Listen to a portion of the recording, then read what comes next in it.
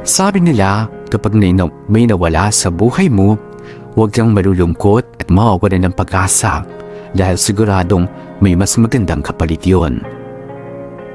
Pero paano kung hindi ka pa handang tanggapin ang kapalit? Ako nga pala si Ellen, 29 years old. Sana sa kwento kong ito ay marami ang ma-inspire ng mga listeners. Kung tutuusin, simple lang ang buhay ko, pero pakiramdam ko nasa akin na ang lahat. Kapos man sa pera, pero busog naman ako sa pagmamahal ng aking asawang si Bert. Masipag at napakalambing niyang tao, kaya naman sobra-sobra ko siyang mahal.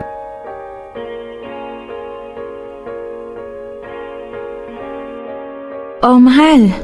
Nandyan ka na pala. Kumain ka na ba? Hindi pa nga medyo gutom na nga ako Hindi kasi ako nakakain ng tanghalian. Ikaw naman kasi, ang hilig-hilig mong magpalipas ng gutom. Masama yung ginagawa mo, lalo na't nagmamaneho ka ng taxi. Minsan kasi hindi ko na napapansin yung oras na tapos ayun. Nararamdaman ko na lang na gutom pala ako. Ito talagang asawa ko. Masyadong nagpapagod sa trabaho. Mahal, alagaan mo naman yung sarili mo. Hindi habang buhay malakas ka.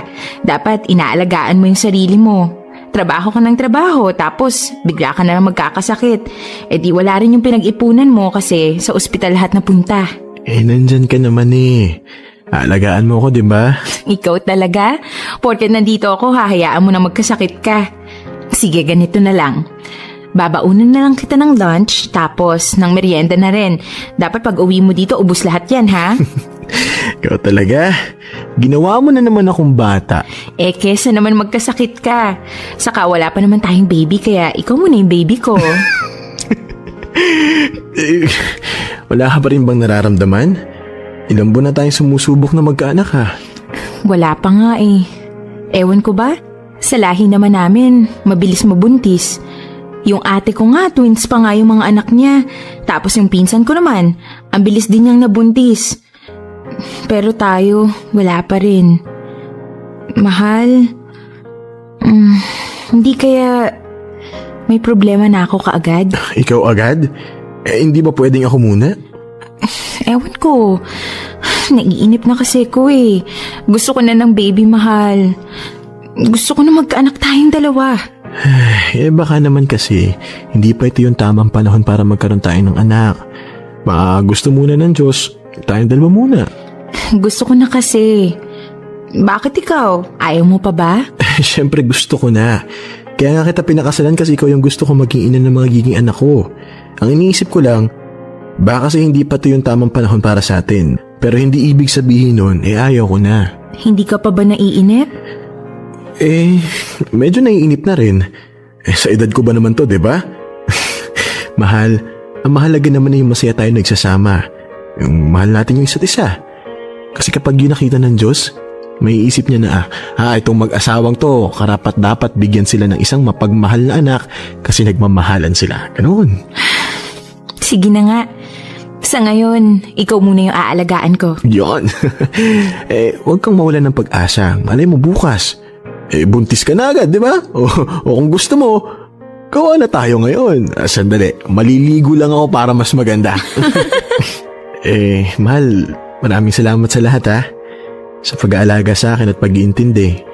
Kahit na ganitong buhay lang ang meron tayo, hindi mo pa rin ako iniiwan. Bakit naman kasi kita iiwan? Alam mo naman na mahal kita, di ba? Ang mahalaga naman, yung nakikita ko na nagpupursige ka para magkaroon tayo ng magandang buhay. Okay na sa akin yun. Ang swerte ko talaga kasi ikaw yung napang-asawa ko. Pero mabait, maganda, at masarap pang magluto. Ibang klase ka talaga, mahal.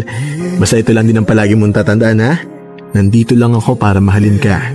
Kahit ano pa man mangyari, sa'yo lang tong puso ko. I love you. I love you too, mahal.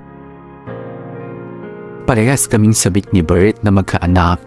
Gusto na rin kasi namin na bumuo ng isang masaya at buong pamilya. Alam ko na magiging isang responsableng tatay si Bert sa mga magiging anak namin. Ganon din kasi siyang tao, matyaga, at kahit anong hirap, gagawin niya para lamang mabigyan ng magandang kinabukasan ng pamilya niya. Ilang buwan pa ang lumipas, ay sa wakas, tinupad na rin ng Diyos ang hiling naming mag-asawa. 4 weeks pregnant na pala ako nang magpa-check up ako. Halos wala na akong ibang mahiling na mga oras na yun dahil mabubuo na rin ang inaasam-asam naming pamilya. Pero may mga pagkakataon na kung talagang hindi talaga para sa'yo, wala kang magagawa kundi tanggapin na lang yun. After 2 months, sinabihan kaming mahina ang kapit ng baby namin, kaya kailangan kong magdoble ingat. Pero isang araw ay bigla akong dinugo at sinugod sa ospital. At doon nalaman namin na nakunan ako.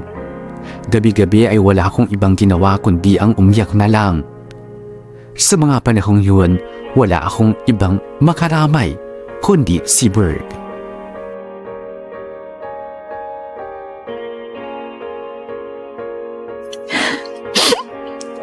Mahal, kanina ka pa umiiyak. Magpahinga ka muna. Bitawan mo na yung mga damit ng anak natin.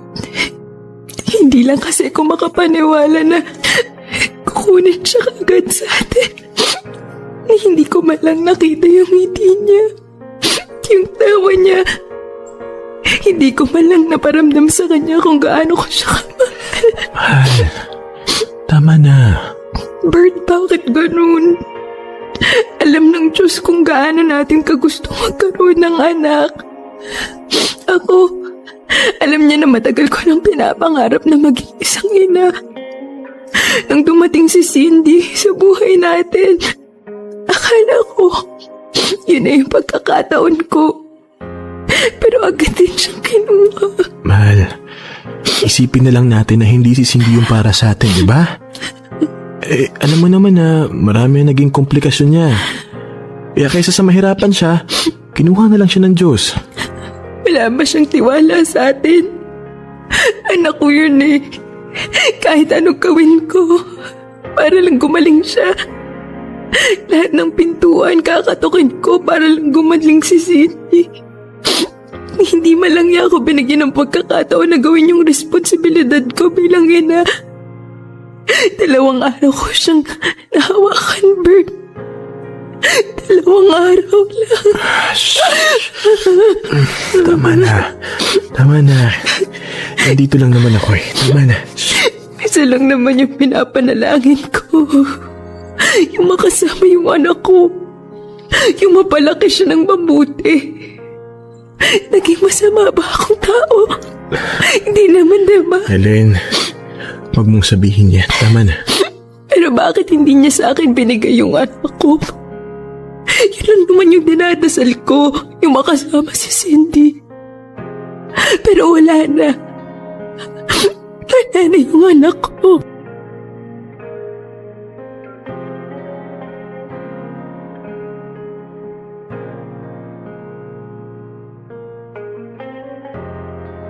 Good morning, mahal. Nagluto ka na? Oh, gusto ko kasi ako muna magsisilbi sa'yo ngayon. Eh di ba may trabaho ka ngayon? Hindi muna ako magpapasada ngayon. Alam ko na mas kailangan mo ako dito sa bahay. Kain ka na. Ay, dinala ko na dito sa higaan mo. Salamat. Ikaw talaga nagluto nito? Ikaw talagang mahal. Sabi ko naman sa'yo eh, magaling din ako magbrito ng itlog. O ano namang nangyari dyan? Ito, wala to. Natalsikan kasi ako ng mantika kanina habang nagpiprito. Ikaw talaga. Yan tuloy nasaktan ka. Oh, huwag kang mag-alala. Malayo to sa bituka. At ikaw, kumain ka na. Ano bang gusto mo? Subuhan kita? Hindi na. Kaya ko na to. Salamat, mahal ha. Saan naman?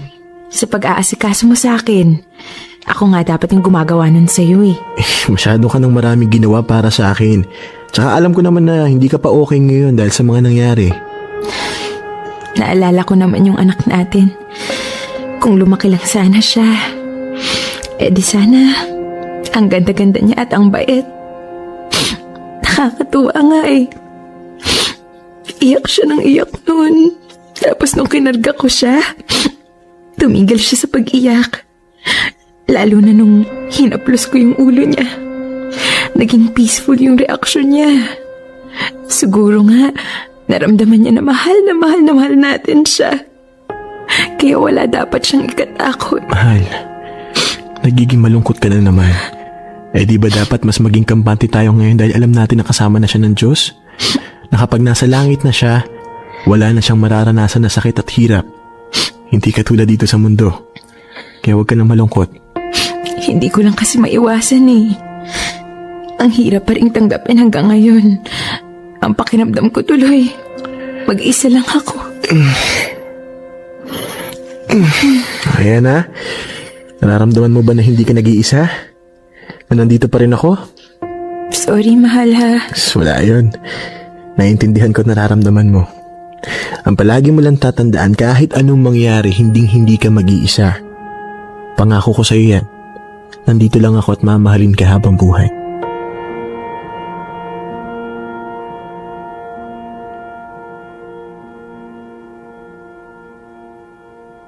Si Bert ang naging lakas ko para malagpasan ang pagsubok na yon sa aming buhay. Dahil sa pag-aalaga niya, unti-unti ako naging maayos. Natuto na ako ulit ngumiti at maging masaya. Sa nangyari sa amin, alam kong mas minahal namin ang isa't isa. Inisip ko nga na siguro binigay yun ng Diyos sa amin para mas pagtibayin pa ang pagsasama namin at para ihanda kami sa mas mabigat pang pagsubok. Ay, sa wakas, natapos din ako maglinis. Ano to? I love you, mahal. Ikaw ang pinakamaganda at mapagmahal na asawa sa buong mundo. Maraming salamat sa lahat, Bert. Ito talagang asawa ko, kung ano-ano pang alam. Ay, hindi ko pa pala napunasan tong picture frame. Naku, nabasag yung frame ah. Ano ba naman to? Ano nga palang nangyari dun? Matawagan na nga.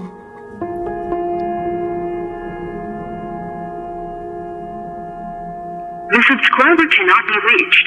Please try again later. Teka, bakit nakapatay yung phone niya? Hindi naman to nagpapatay ng phone eh. Teka, susubukan ko nga ulit.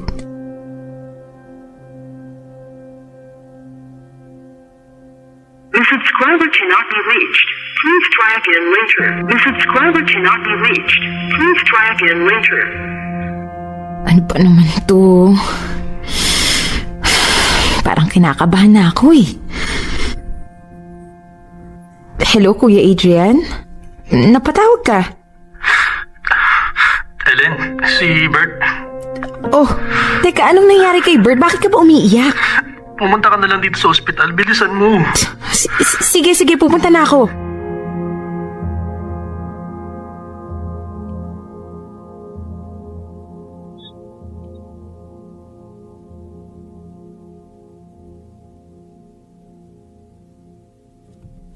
Paging Dr. Di Pasupil. Dr. Di Pasupil, please proceed to the emergency room. Kuya, nasan si Bert? Okay lang ba siya? Nandito siya. Kuya, niloloko mo ba ako? Morgue to eh.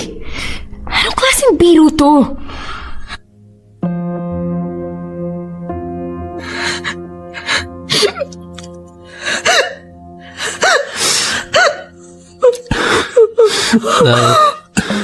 Na-aksidente siya kanina madaling araw. Nakakalagkad ng truck. Nakainom kasi yung driver kaya hindi niya pansin yung taxi na pinapasada ni Bert. Dead on arrival na siya eh. Hindi na nagawang sagipin pa. Bert! It is covered! Mahal niyo siya, Bert! Wala na tayong magagawa. Hindi pwedeng mangyari to. Bert, gumising ka! Parang awa mo, no? Nangako ka, diba? Diba ang sabi mo sa akin? Ang sabi mo sa akin, hindi mo ako iiwan. Ikaw yung buhay ko. At hindi ko kaya mawala ka sa akin. Huwag mong gawin sa akin to. Bert!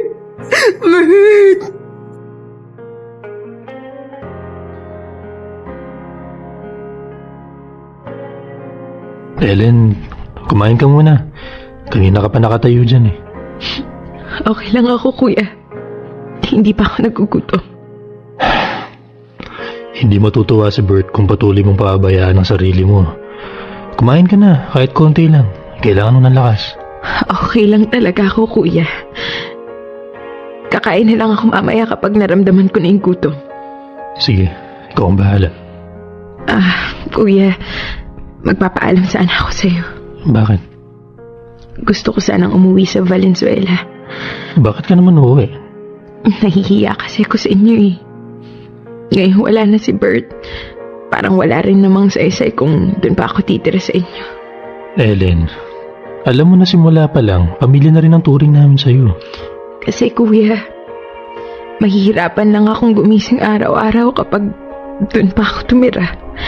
Maaalala ko lang si Bert. Gusto ko din kasi mag-umpisa ng bagong buhay eh. Ayaw kong umasa na lang sa inyo. Sigurado ka na ba dun sa desisyon mo? Oo, kuya. Nakapagsabi na rin ako sa mga magulang ko na uuwi ako sa kanila. Sige, ikaw ang bahala. Basta kung gusto mong bumalik, andito lang kami. Palagi kang welcome sa pamilya namin. Maraming salamat sa lahat ng kabaitan na pinapakita niyo sa akin. Salamat din sa iyo dahil nagawa mong pasayahin ang kapatid ko. Alam ko naman na kahit nasa langit na siya ngayon, kasama ang anak ninyo, patuloy ka pa rin niyang mamahalin. Mahal na mahal ko din siya, kuya. Bakit ganito ang buhay? Nawala na nga sa akin ang anak ko. Pati ba naman si Bert, kinuha din sa akin. Paano ko'y pagpapatuloy ang buhay ko kung nawala na sa akin ang nag-iisang rason ko para mabuhay? Sobrang hirap. Walang araw na hindi ako umiiyak dahil sa pagkawala ni Bert. Nangarap lang naman ako ng isang masayang pamilya. Bakit kailangan niyang pawiin ang lahat sa akin? Tuwing gabi ay nagdadasal ako sa Diyos na sana alisin na niya ang lahat ng sakit at lungkot sa puso ko. Parang hindi ko na kasi kaya. Tuwing magigising ako, wala na akong ibang ginawa kundi ang umiyak dahil miss na miss ko na ang asawa ko. Hanggang sa na-realize ko na lang na hindi ko pwedeng lulurin ang sarili ko sa lungkot. Kailangan ituloy ko ang buhay ko para na rin kay Bert. Nang umuwi ako sa amin, tagad ako naghanap ng trabaho. At nang nakuha ko bilang isang data encoder, ay doon ko binigay ang lahat ng oras ko. Lumipas ang mahigit 1 taon, naging okay na ako. Namimiss ko pa rin si Bert, pero hindi na yung tipong gusto kong maglulupasay sa lungkot. Sa pagtatrabaho ko sa kumpanyang yun, may taong naging malapit sa akin.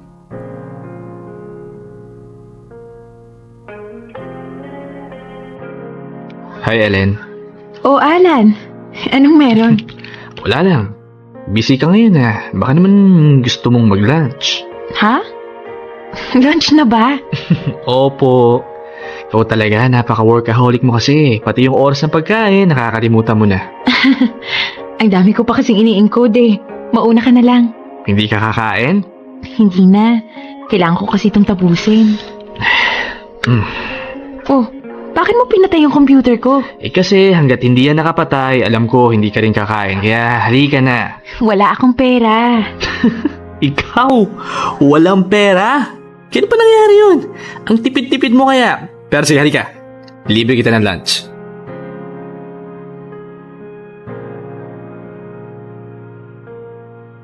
Uy, Alan, sigurado ka pa dito? Ang dami nito, oh. Hindi natin ito mauubos. Mauubos natin yan. Maniwala sa akin. Ikaw talaga. Nagda-diet nga ako tapos papakainin mo ako ng marami. Anong diet ka dyan? Halos wala na nga akong makitang laman dyan sa braso mo. Para kang may sakit sa payat, oh. Grabe ka naman. Kahit kaunti may laman pa naman ako, no?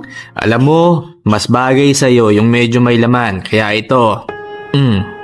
Kumain ka na kumain, ha? Oh, ba't natahimik ka?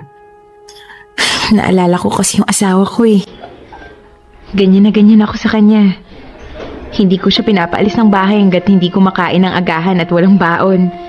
Madali kasi yung magkasakit eh. Ilang taon na nga ulit siyang wala? 1.5 years. Pero alam mo, hanggang ngayon, namimiss ko pa rin siya. Naisip ko nga, paano kung buhay pa siya? Ano kaya yung magiging buhay namin? Eh di mas masaya ka ngayon. Tsaka, normal yan pakiramdam mo. Ikaw, kumusta kayo ng ex-wife mo? Ayun, okay lang. Civil kaming dalawa. Kapag may activity sa school yung bata, sabay kaming pumupunta. Buti hindi nalilito yung bata. Hindi nagtatanong kung bakit hindi kayo magkasama sa iisang bahay. Matalino yung anak kong yun. Madaling makaintindi. Simula nung in-explain namin ng mabuti sa kanya, naintindihan niya. Ang mahalaga naman, hindi kami nagkukulang sa kanya bilang mga magulang. Buti ka pa, naranasan mong magkaroon ng buong pamilya. Samantalang ako, namatayan ng anak tapos pagkalipas ng 4 na buwan, namatayan din ng asawa. Ewan ko ba? Ang malas ko yata. Oy, huwag mong sasabihin yan, Ellen, ha? Wala kang kasalanan sa lahat na nangyari sa'yo. Isipin mo na lang na kaya binigay sa'yo ng Diyos yung mga ganyang klaseng pagsubok kasi alam niya na kaya mong lagpasan. Sa tingin mo? Oo naman. Tignan mo nga yung sarili mo. Okay ka na, di ba? Hindi ka naman sumubok magpakamatay. Hindi ko talaga gagawin yun, no? Malaki naman yung takot ko sa Diyos. Naisip ko rin naman na ano bang sense kung gagawin ko yung mga bagay na ganon, di ba? Sabi nga ni Bert, lahat ng problema may solusyon. May katapusan. Minsan lang talaga, nagiging bulag tayo sa mga pwede nating magawa para malagpasan yung lahat ng pagsubok. Oh, see? Nagiging positive thinker ka na. Sabayan mo pa ng pagkain ng marami, sigurado magiging okay ka na. Loko-loko ka talaga, no?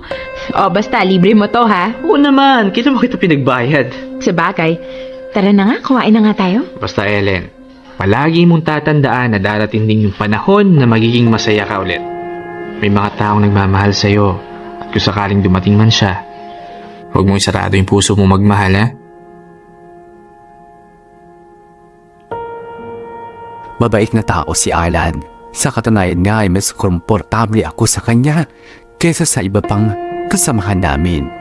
Gentleman at maaasahan siyang kaibigan, kaya mas naging malapit kaming dalawa.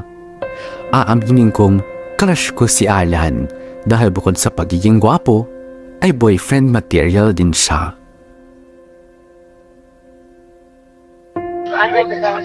Bakit mo ako dinala dito? Para mag-relax ka. Puro kasi computer yung nasa harapan mo eh. Wala naman kasi akong choice. Ang gusto ko lang, magtrabaho na magtrabaho. Eh kung subukan mo kayang magpahinga, alam mo, masaya din yun. Sa bagay, nakakamiss din palang gawin to. Salamat ha. Alam mo kung nakakayaman yung salamat mo, matagal na akong milyonaryo. Ako ba? Wala yun no. Gusto ko naman minsan na sumaya ka, relax lang. Yung tipong walang ibang iniisip. Ay nako, Oh, bakit? Ano nangyari? kasi tong pinsan ko eh. Kung kani-kanino ako nirereto. Nakikipag-blind date ka? Uy, hindi ah. Hindi nga ako naniniwala dun eh. Baka mamaya, rapist pala yung kadate ko. Mapahamak pa ako, diba? Mas gugustuhin ko pang yung palagi ko na lang kasama kaysa hindi ko talaga kilala. Teka, may nahanap ka naman ba? Hindi ko alam. Wala pa kasi sa isip ko eh. Bakit? Dahil kay Bert? Oo. Ayoko kasing wag to pa rin yung pangako ko sa kanya na siya lang talaga yung mamahalin ko. Ellen, matagal nang wala si Bert. Siguro naman oras na para hayaan mo naman yung sarili mo na maging masaya, di ba? Oo nga, nandun na ako. Pero wala pa rin naman kasing dumarating eh. Saka na kapag may nagkagusto na sa akin. Meron na. Hindi mo lang pinapansin. Huwag mong sabihin ikaw. Ako nga. Anong ikaw? Ellen, mahal na kita. Ano? Teka, pero teka, paano na? Hindi ko rin alam. Basta isang araw, simula nung una pa lang tayong nakita, nahulog na yung puso ko sa'yo. Ilang beses kong iniwasan yung nararamdaman ko pero wala eh. Hindi ko kaya. At nung nakita kitang malungkot tas umiiyak, mas lalo kong naramdaman na mahal kita. Na gusto ko, ako sana yung lalaki magpapasaya sa'yo. Yung tipong magpupunas ng luha mo. Pero Alan, Alam ko. Iniisip mo si Bert. Ellen, ito yung pagkakataon na matagal ko nang sinasabi sa'yo. Na kapag may dumating na taong magmamahal sa'yo, huwag kang matakot na magmahal muli. Ellen, buksan mo yung puso mo. Buksan mo sa pangalawang pagkakataon. bakit Alan? Sigurado ka na ba dyan sa nararamdaman mo para sa akin? O baka tulad ko, nangungulila ka rin. Naghahanap ng pagmamahal sa iba. Kasi kung ganun lang din naman, hindi ko kayang tanggapin yung pagmamahal mo. Ayoko nang maranasan yung maiwang mag-isa. Ellen, sigurado ako. Mahal na kita. Simula nang dumating ka, nagbago na yung buhay ko. Ikaw ang nagbigay sa akin ng rason para sumaya. Ikaw ang naging daan ko para muli kong maalala na magmahal muli. Na huwag ikulong ang sarili sa nakaraan. Ikaw ang babaeng gusto kong mahalin. At matagal ko nang hinihintay.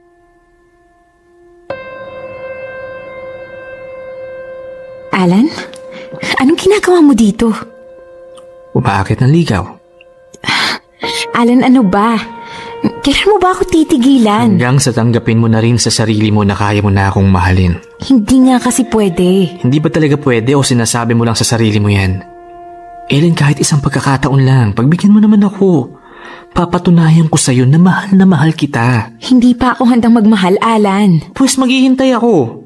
Kahit gaano katagal, wala akong pakailam kasi totoo yung nararamdaman ko sa'yo. Tanggapin mo rin sa sarili mo na may karapatan ka pa rin mahalin. At ako yun, Ellen. Ako yung magmamahal uli sa'yo ng sobra.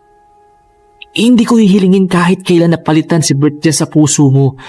Pero ang hiling ko lang kahit minsan, pansinin mo naman yung pagmamahal ko para sa'yo.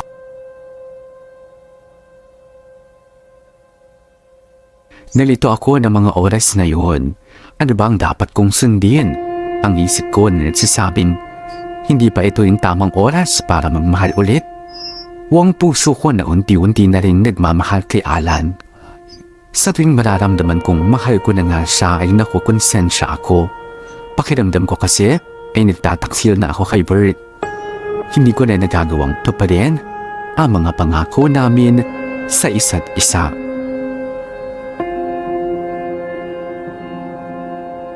Mahal, 2 taon na simula nung mawala ka sa akin.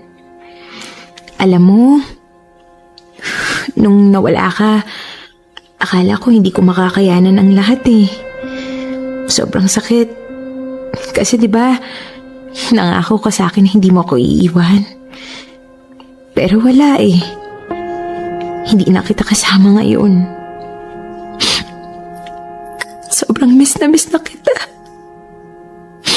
Kung bibigyan lang ako ng Diyos ng isa pang pagkakataon, hihilingin ko sa Kanya na kahit isang saglit lang, makasama kita ulit.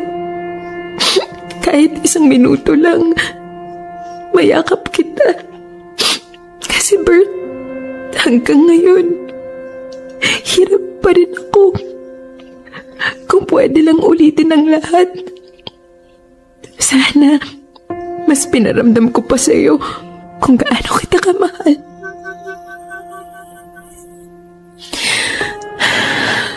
Pero mahal, may bagong dumating sa buhay ko. Si Alan. Tulad mo, mabait din siya at nararamdaman kong mahal niya ako. Sa ngayon, hindi ko alam kung paano ko siya mamahalin kasi parang hindi pa kita kayang palayain. Hindi pa ako handang magmahal ng iba. Bert, tulungan mo naman ako. Gusto ko nang maging masaya. Pagod na ako maging malungkot at umiyak. Gusto ko na ulit kumiti. Magkaroon ng rason para gumising sa araw-araw. Pero natatakot din ako masaktan at maiwan ulit ng mag-isa. Please, tulungan mo ako.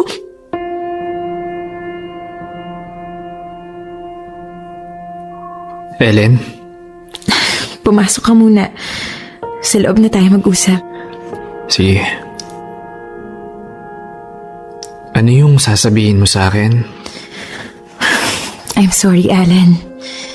Alam kong nagawa kitang paasahin dahil pumayag akong suyuin mo ako. Pero kasi sa ngayon, hindi pa talaga ako handa. Pwede ba ako magtanong sa'yo? Kahit minsan, naisip mo rin bang mahal mo rin ako? Mabuti kang tao, Alan. At hindi mahirap mahalin ang isang tulad mo. Oo, inaamin ko na unti-unti na rin nahuhulog ang loob ko sa'yo. Pero gusto ko muna kasing siguraduhin na wala nang sakit sa puso ko. Na alam ko na sa sarili ko na kaya kong magmahal. Yung pagmamahal na hindi dahil sa nalulungkot lang ako. Ayaw kong dumating sa punto na baka ma-realize ko na ginamit pala kita para makalimot lang ako. Ellen, kung yun lang ang iniisip mo, wala yung kaso sa akin. Handa akong tanggapin ang lahat sa'yo. Ayoko, Alan. Ayoko maging unfair sa'yo. Karapatan mo ang mahalin ng totoo na walang ibang dahilan. Gusto ko munang ayusin yung buhay ko, Alan. Pwede naman kitang tulungan eh. Magtulungan tayong dalawa. Magagawa mo pa rin naman yung kahit kasama mo ko. Pangako ko sa'yo kahit kailan hindi ako magiging hadlang sa'yo. Hindi pa ito yung tamang oras para sa atin. At kung talagang nakatadhana tayo para sa isa't isa, magiging tayo din sa huli. Ayokong magmadali dahil tayo rin naman yung mahihirapan eh. Ang masasaktan. Sa ngayon, kailangan muna natin magpaalam sa isa't isa at hintayin yung tamang panahon para magmahal tayong dalawa. Man, Ellen, please. Huwag ka naman lumayo sa akin. Ikaw ang nagsabi, di ba? Unti-unti mo na rin akong minamahal.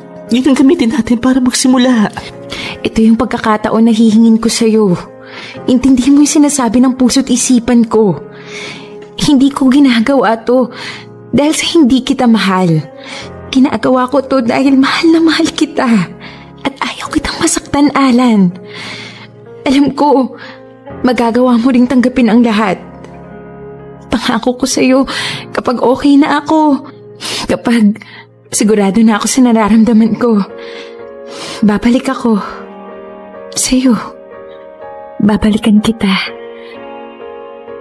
Alam kong maraming magsasabi na sinayang ko ang pagkakataon na maging masaya ulit.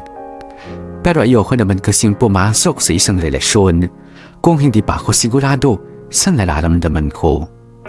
Ayokong maging rebound si Alan.